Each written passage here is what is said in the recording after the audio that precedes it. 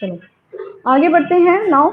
Industrial policy resolution 1956। Industrial policy is a comprehensive package of policy measure which covers various issues connected with the different industrial enterprise of the industrial policy resolution बना था कब 1956 में।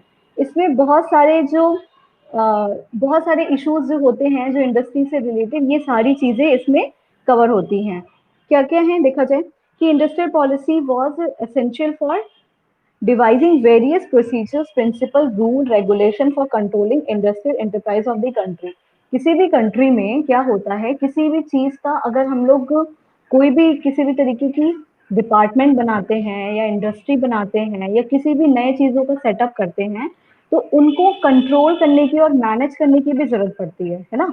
हर चीज का एक rule regulation होता है, अगर उसके अकॉर्डिंग काम नहीं होता है तो वो चीजें हो सकता है अच्छे से वर्क ना करे। समझ में आया? तो इसके लिए क्या किया जाता है कि कोई उस पर्टिकुलर चीज से रिलेटेड लॉ बनाई जाती है, कानून बनाया जाता है, जिसमें उसके सारे प्रिंसिपल, प्रोसीजर्स, रूल, रेगुलेशन, ये सारी चीजें लिखी रहती हैं। तो उसी तरीके से इंडस्ट्रीज को प्रोटेक्ट करने के लिए, उनके उसमें जो लोग काम करते हैं उनको इंटरेस्ट को बनाए रखने के लिए, ये सारी चीज के लिए इंडस्ट्रियल पॉलिसी रेगुलेशंस बनाया गया था। After the industrial policy in 1948, Indian economy had to face a series of economic and political changes. Industrial policy बनी थी 1948 में। उसके बाद क्या हुआ था कि इंडियन इकोनॉमी में बहुत तरीके के चेंजेस आए थे, क्योंकि 48 में जस्ट जो है इंडिया इंडिपेंडेंट हुई थी। उसके बाद बहुत तरीके के अलग अलग टाइप के जो चेंजेस आए थे, पॉलिटिकल चेंजेस बोल सकते हैं या इकोनॉमिक चेंजेस कह सकते हैं, क्योंकि कंट्री जो है वो डेवलपमेंट करने के लिए आगे बढ़ रही थी। तो कुछ ना कुछ अलग अलग जो है बदलाव तो आ ही रहा था, which necessitated the need for a fresh industry policy for the country. अब जैसे जैसे जो है कंट्री में चेंजेस आने लगे थे, बदलाव आने लगे थे, तो क्या था, जो उसके पुराने रूल्स और रेगुलेशन थे उनमें भी बहुत तरीके की चेंजेस की जरूरत आ गई थी, है ना। तो उसकी वजह से 30 अप्रैल 1956 में सेकेंड इंडस्ट्रियल पॉलिसी रिजोल्यूशन जो है अडॉप्ट किया गया था। तो पहले इंडस्ट्रियल पॉलिसी कब बना था? 1948 में। लेकिन क्योंकि बहुत सारे चेंजेस आने लगे थे, इकोनॉमिकल और पॉलिटिकल चेंजेस आने लगे थे आफ्टर इंडिपेंडेंस, सो इस इंडस्ट्रियल पॉलिसी को चेंज किया गया और उसको नया नाम दिया गया, क्या? Industrial policy resolution. एंड ये आया कब था? 30 अप्रैल 1956 में आया था। ये बात समझ में आई? 1956 में आया था सेकेंड इंडस्ट्रियल पॉलिसी रिजोल्यूशन। किस वाले को चेंज करके आया था? इंडस्ट्रियल पॉलिसी 1948 को।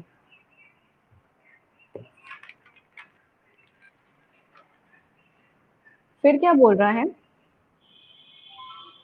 Classification of industries. इंडस्ट्रीज को, जो इंडस्ट्रियल पॉलिसी रेजोल्यूशन में इंडस्ट्रीज को ना रिक्लासिफाई किया गया था। जब हम अपने पॉलिसी में चेंज लाए हैं, सारी चीजें बदले हैं, तो हमारा जो है इंडस्ट्रीज को क्या करते थे, उनको कैटेगराइज कर दिया गया। न्यू इंडस्ट्रियल पॉलिसी में जो 1956 में आया था, उसमें इंडस्ट्रीज को कैटेगराइज किया गया। और किस बेसिस पे किया गया?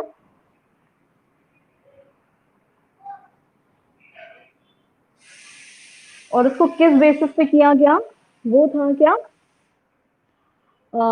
Schedule 1, schedule A, schedule B and schedule सी।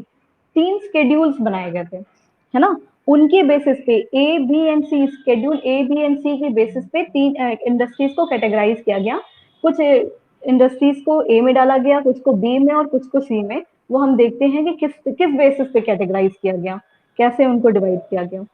ठीक है।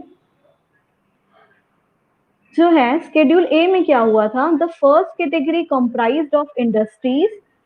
स्केड्यूल ए पहली कैटेगरी थी, इसमें ऐसी इंडस्ट्रीज थी जो exclusively owned by the government थी। ऐसी इंडस्ट्री जो सिर्फ और सिर्फ गवर्नमेंट ओन्ड थी, है ना। सिर्फ उसका जो है अधिकार, मतलब जो ओनर कौन था उसका? सिर्फ और सिर्फ गवर्नमेंट था और कोई ओनर नहीं था। ऐसी इंडस्ट्रीज कितनी थी total?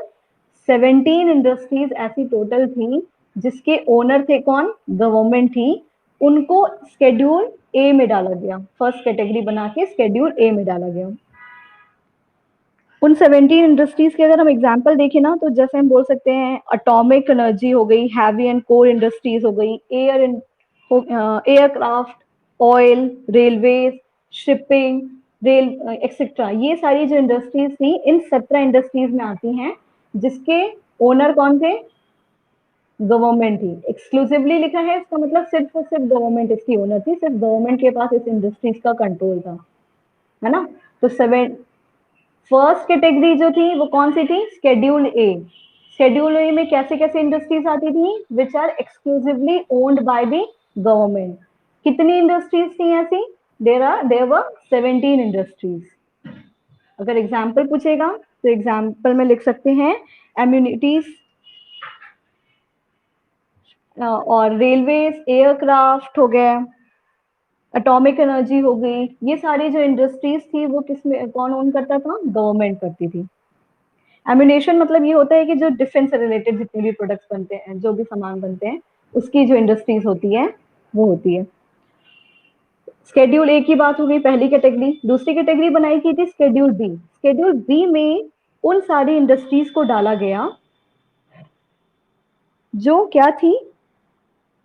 In this schedule, 12 industries were placed which would be progressively owned by the government. ऐसी इंडस्ट्रीज जो स्टेट ओन्ड थी, मतलब कि जो वहां के जो स्टेट गवर्नमेंट होती थी, कौन है?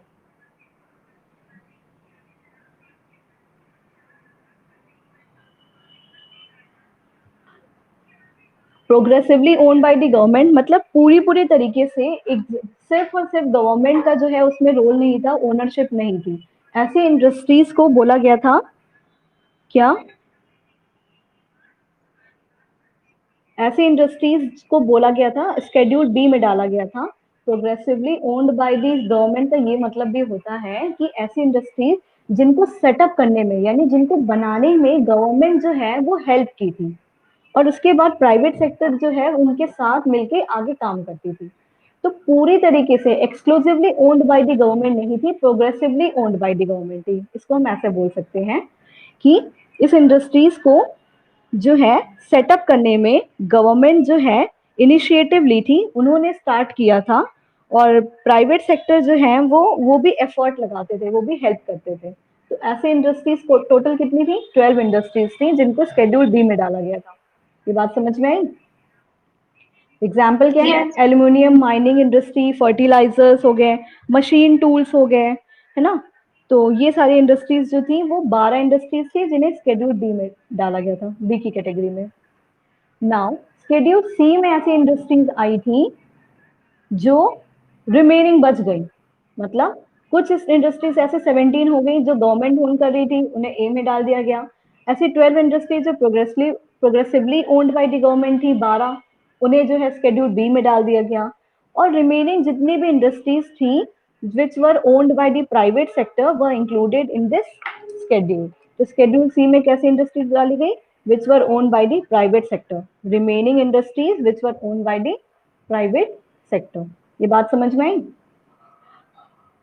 क्या पता यस मैम। क्या पता चला? इंडस्ट्रियल पॉलिसी रेजोल्यूशन में 1956 में इंडस्ट्रीज को 3 शेड्यूल में डिवाइड किया गया था, schedule A, B and C. A में 17 इंडस्ट्रीज थी which were owned by the government, B में 12 इंडस्ट्रीज थी which were progressively owned by the government, and C में rest of the remaining industries थी which were owned by the private sector. फिर आगे बढ़ते हैं। उसके बाद है क्या कि इंडस्ट्रियल लाइसेंसिंग। इंडस्ट्रियल लाइसेंसिंग क्या होता है? लाइसेंस मतलब पता है किसी को क्या होता है? वर्ड सुना हुआ है? हम्म? मैम अधिकार। लाइसेंस मतलब अधिकार? नहीं, लाइसेंस वर्ड तो बहुत कॉमन है, फिर भी अधिकार नहीं हो सकता। और बताऊं? अधिकार तो राइट हो गया ना हमारा, राइट्स। और कुछ?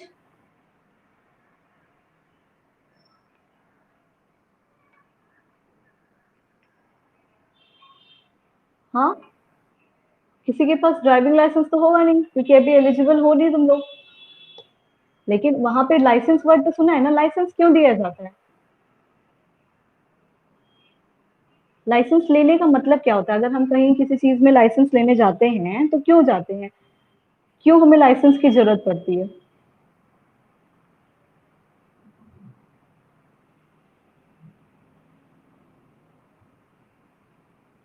कुछ तो ट्राई करो।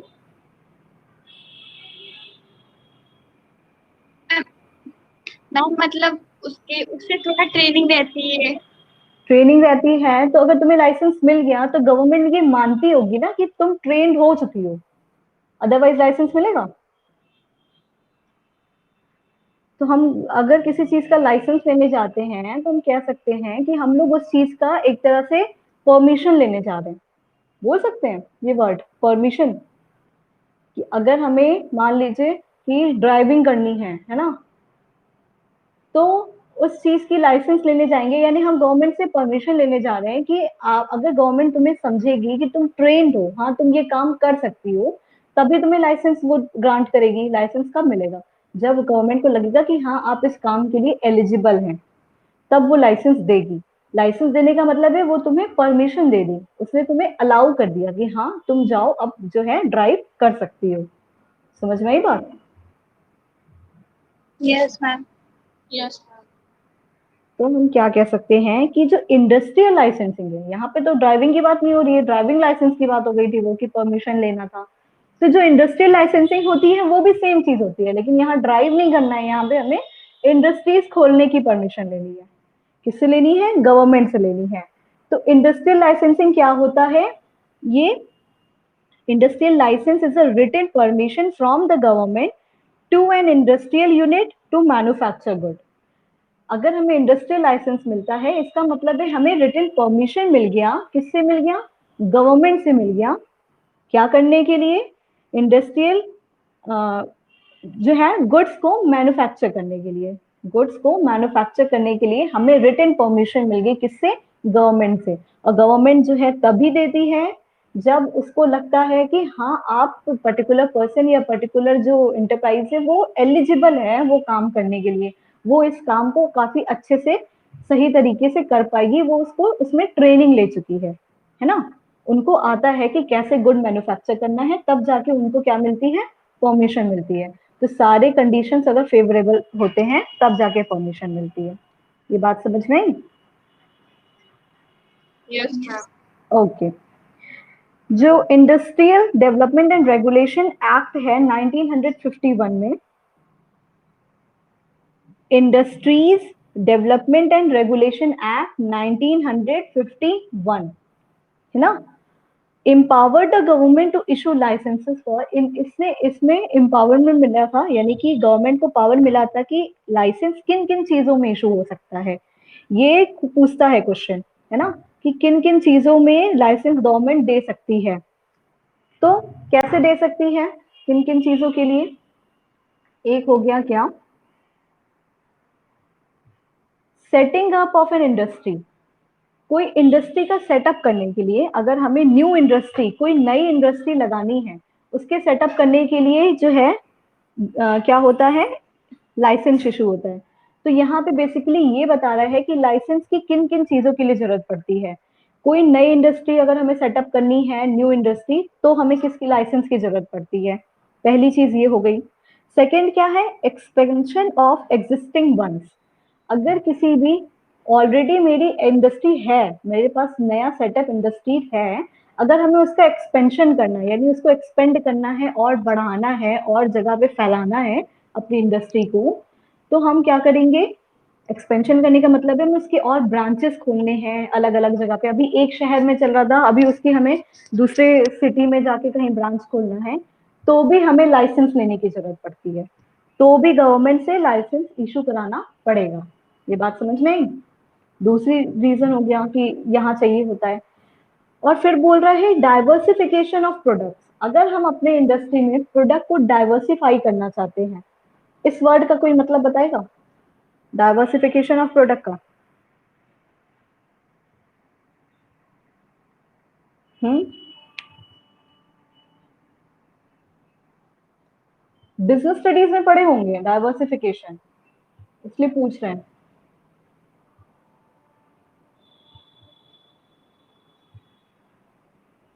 डाइवर्सिफिकेशन ऑफ प्रोडक्ट मतलब क्या हुआ? नहीं आता है तो ऐसा भी बोल दो कि मैम नहीं आ रहा है, आप बताइए, कुछ तो रिप्लाई करो।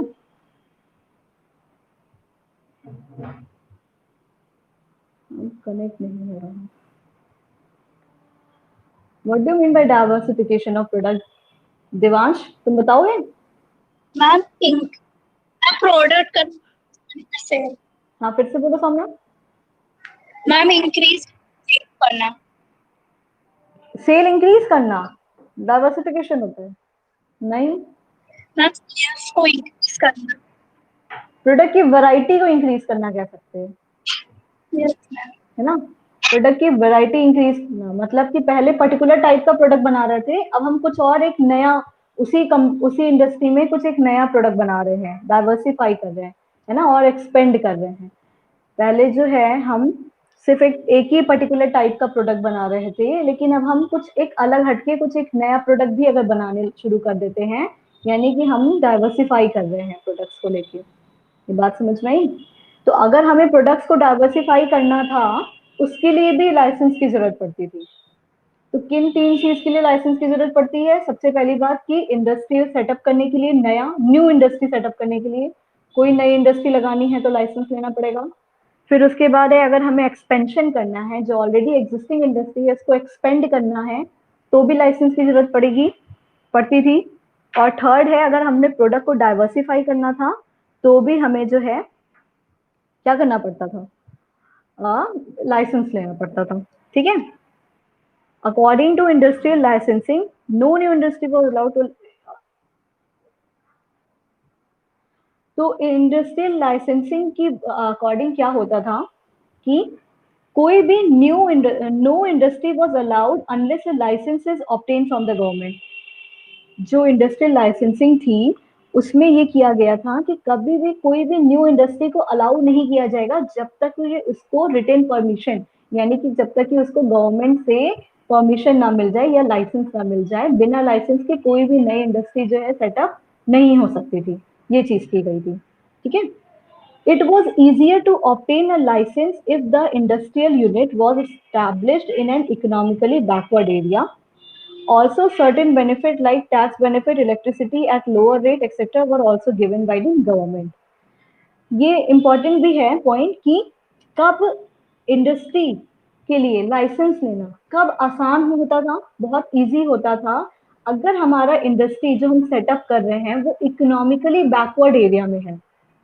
अगर हम ऐसी इंडस्ट्री कहीं पे सेटअप कर रहे हैं, वो जो इसकी एरिया है जहाँ पे सेटअप हो रही है वो एरिया इकोनॉमिकली बैकवर्ड एरिया है, तो हमें लाइसेंस जो है बहुत आसानी से मिल जाता था। तब हमें लाइसेंस लेने में ज़्यादा प्रॉब्लम नहीं होती थी।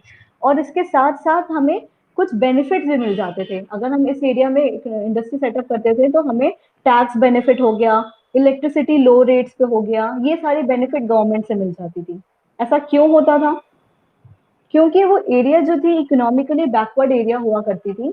तो उससे क्या होता था कि जो वहां पे अगर कोई इंडस्ट्री सेटअप होगी तो वहां के लोगों को एम्प्लॉयमेंट मिलेगा, रोजगार मिलेगा। वहां के जो लोग हैं वो लेबर वर्क, वो जो वहां के लेबर्स थे उनको काम मिलेगा, उनको काम करने के लिए कहीं दूर एरिया में नहीं जाना पड़ेगा, है ना। उस एरिया का, उस पर्टिकुलर एरिया का, बैकवर्ड एरिया का जो है वो धीरे धीरे डेवलपमेंट शुरू हो जाएगा, वहाँ के लोगों की लिविंग स्टैंडर्ड सही हो जाएगी। तो ये सारी चीजें सोच के क्या किया गया कि उनको इंकरेज करने के लिए, लोगों को इंकरेज करने के लिए कि आप ऐसी जगह पे इंडस्ट्रियल सेटअप करिए तो आपको आसानी से लाइसेंस भी मिल जाएगा और साथ में कुछ बेनिफिट्स भी मिलेंगे, जैसे टैक्स बेनिफिट हो गया, इलेक्ट्रिसिटी हो गई लोअर कॉस्ट पे, ये सारी चीजें। ठीक है। लिखा है licence was needed even if an existing industry wants to expand output और डाइवर्सिफाई आउटपुट। तो इंडस्ट्रियल लाइसेंसिंग में हमने अभी ऊपर वाले पॉइंट में ये पढ़ा भी था कि लाइसेंस कब जरूरी था। कि अगर हम पहले तो यहाँ फर्स्ट वाले पॉइंट पे लिखा है कि न्यू इंडस्ट्री को कभी भी सेटअप करने का परमिशन नहीं मिलेगा जब तक उसके पास लाइसेंस नहीं होगा। फिर ये बोल रहा है कि लाइसेंस कहाँ कहाँ जरूरत पड़ती है, ऐसा 1 मार्क्स में क्वेश्चन पूछ भी सकता है, एमसीक्यू या शॉर्ट आंसर टाइप में। कि लाइसेंस कहाँ कहाँ जरूरत थी लाइसेंस की, अगर एग्जिस्टिंग इंडस्ट्री जो है एक्सपेंड करना चाहती होगी आउटपुट को, या तो डाइवर्सिफाई करना चाहती होगी अपने प्रोडक्ट को, तो इन दोनों ही केसेस में भी लाइसेंस की जरूरत पड़ती थी, है ना। तो ऑल टुगेदर लाइसेंस की जरूरत कहाँ कहाँ पड़ती थी, एक्सपेंड करने के लिए भी, डाइवर्सिफाई करने के लिए भी, और न्यू सेटअप करने के लिए भी। ये तीनों जगह पे करती थी। और कहाँ पे इजी हुआ करता था, जहाँ पे इकोनॉमिकली बैकवर्ड एरिया होता था। तो अगर इंडस्ट्रियल लाइसेंसिंग के बारे में क्वेश्चन पूछता है तो हम ऐसे 3 पॉइंट बना के लिखेंगे